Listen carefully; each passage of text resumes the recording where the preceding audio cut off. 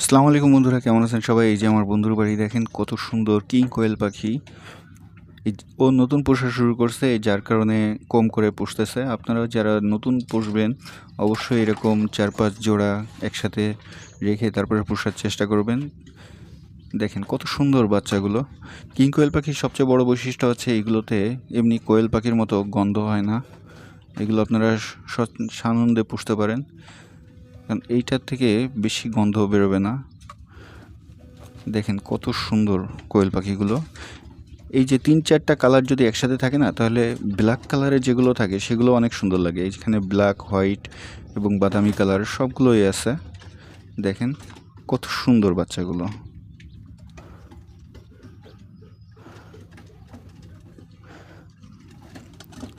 আমার কাছে দেখতে অনেক সুন্দর লাগতেছে। আপনাদের কাছে কেমন লাগে অবশ্যই জানাবেন। আর ভিডিওটি ভালো লাগলে অবশ্যই চ্যানেলটি সাবস্ক্রাইব করে সাথে থাকবেন। ধন্যবাদ সবাইকে।